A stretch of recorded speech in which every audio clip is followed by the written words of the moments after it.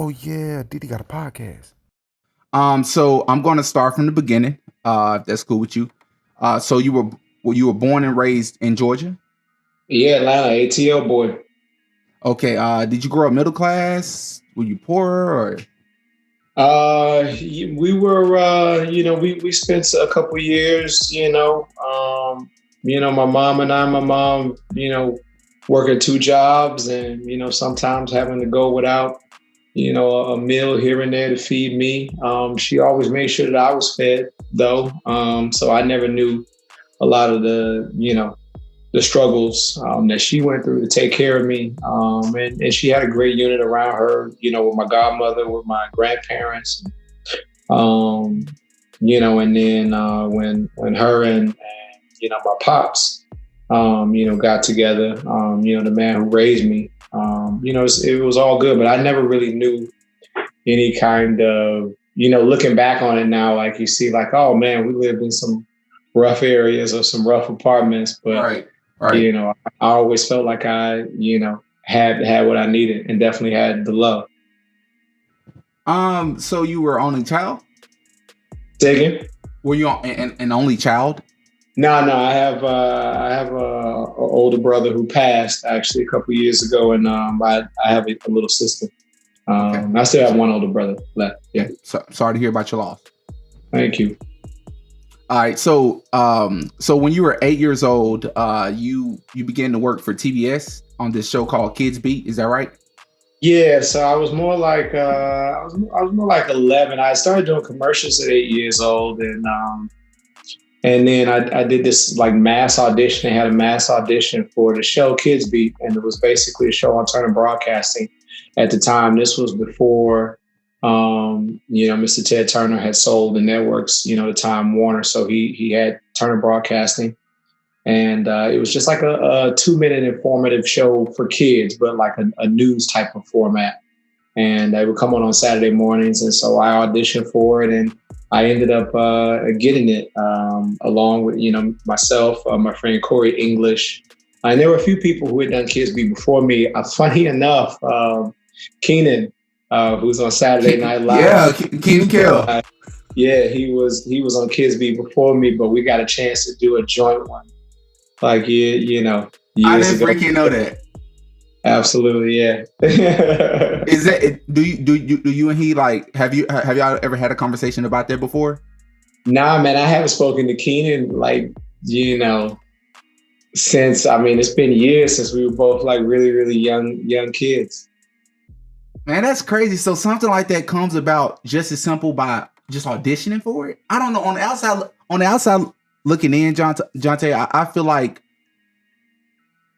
I don't want to say as a regular person because you're regular, but as someone who has never been in that business before, on the outside looking in, it just seems like you have to be hand selected, not like from an audition, but it seems like someone who don't know anything about it. You just think like, man, this guy just is extremely talented, which I don't question that you are, but it's like somehow you got the position other than auditioning. Does that make sense? Yeah, I don't deny it. I've been just very blessed and very fortunate. You do have to have the talent and the work ethic, but along the way, it does require, some good fortune and, just some favor in the right places. So it definitely helps. The work ethic and the talent do their part, but yeah, you're right. Sometimes it's just, all you need is just a person to believe in you and give you the opportunity. So you said it was as young as 11 years old. Was it stressful? Was it more fun than stressful, or? It was fun to me, because I got a chance to, come in and be on camera and, like my classmates would see me. So it was fun. It was definitely work memorizing things, but the crew that we had and the producer of the show, Lori Daniel, she was like really, really great with kids, and it was good. It was a great time. That's what's up, man. So how much longer before you started working at CNN? So from Kids Beat, then we started doing the Real News for Kids. That was maybe like a year later. And then, around the same time, we also started the Feed Your Mind show on Turner Broadcast. And then that was like a 30-minute show that we were doing. Wow.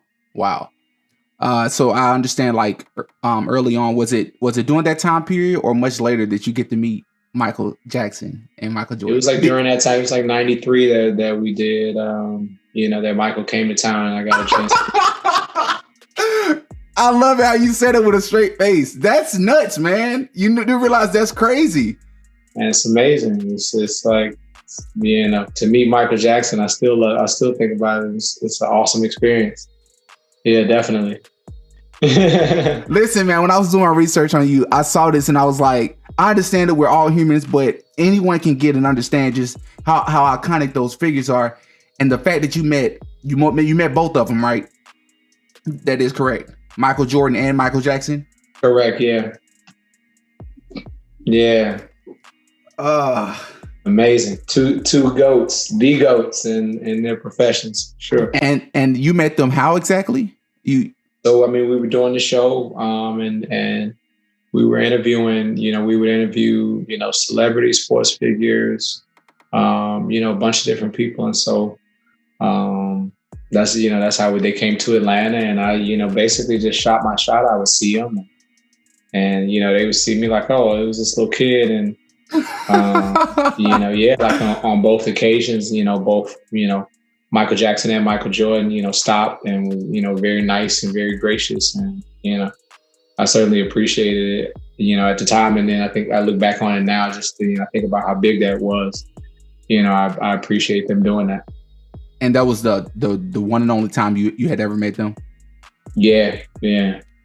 Well, hey, one's better than a lot of people, man. So you got that memory for the rest of your life, Absolutely. This is Cleo. This is my puppy. I've taught her how to speak, lay, roll, wait. I've even taught her how to say please.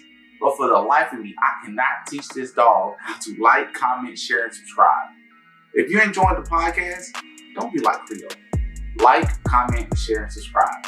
Hit that notification bell as well.